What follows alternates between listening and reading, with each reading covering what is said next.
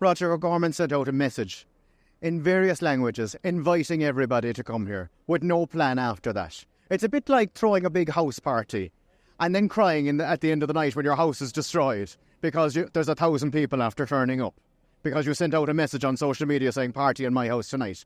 That's what's after happening.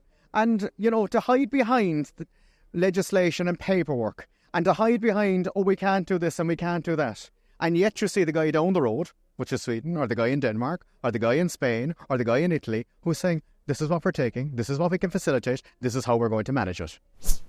I believe you're the spokesman on urban affairs, and in cities like Dublin now we're seeing tent cities popping up when it comes to the migration issue because there's so little space to put asylum seekers who are coming. I'm wondering what the Independent Ireland's approach to that particular problem will be if you were to have a say over how it was run. Mm-hmm.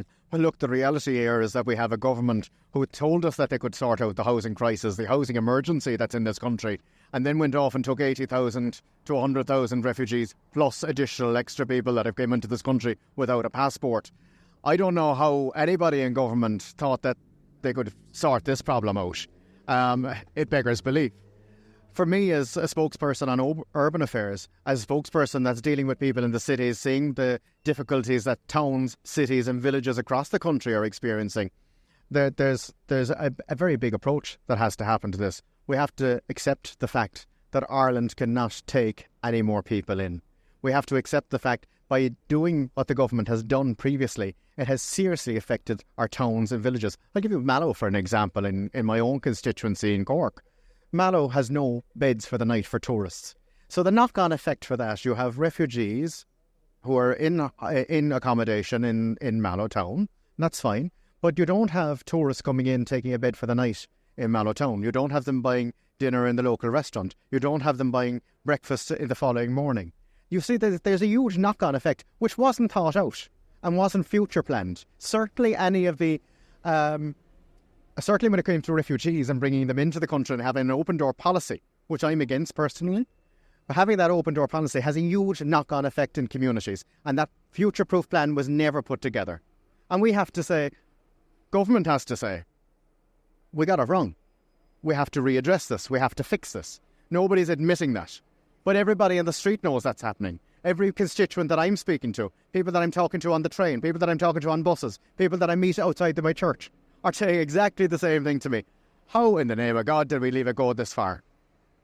I believe if the government was here, representative of the government, they would probably say something to the effect of, well, we have international obligations, as they say. Ireland is signed up to various treaties and pacts and agreements. Can I stop you there? Because international agreements are fine, okay?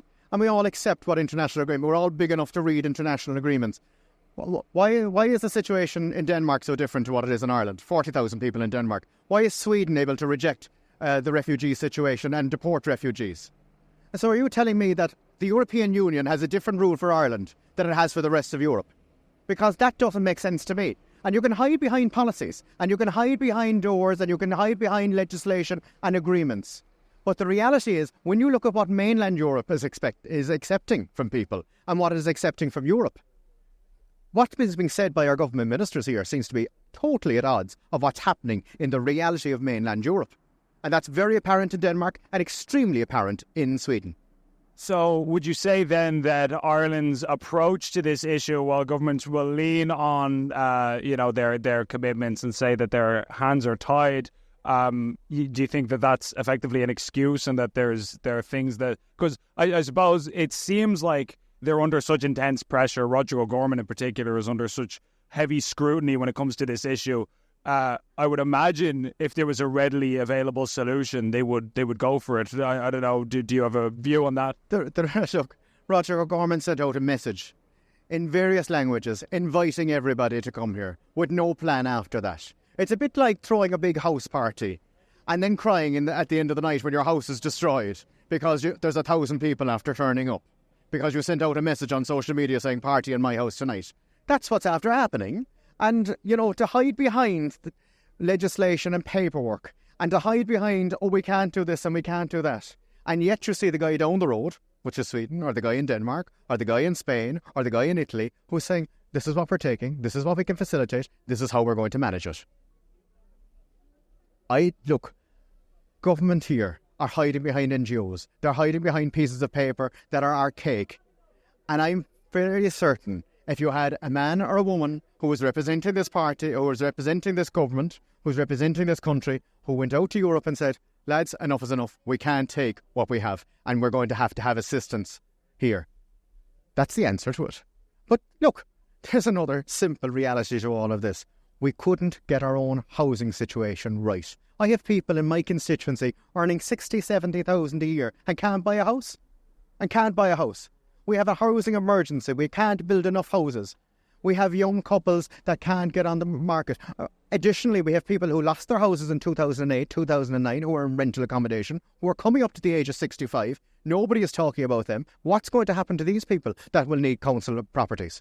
What's happening to the couple that bought a house 10 years ago, or bought an apartment 10 years ago, and can't avail of the first-time buyer's grant, or can't avail of other schemes that they're exempt because they've purchased a house? Yet they've gone to a situation where they've gone from a couple of two to maybe a family of four, a family of three, a family of five. These type of people that want to get on the market, that want to apply to Cork City Council or various local authorities to say, I want to be on the affordable housing list, I want to be able to avail of the affordable housing, I want to free up a unit in Cork or in Dublin or wherever that is, to make it available for the guy that's earning the 70,000 a year that can only get the mortgage for 120,000. I'm at a situation in my life where I can purchase for 250, 300,000. They're exempt. So we have blocks on all sides. Common sense approach. But common sense in this government isn't so common.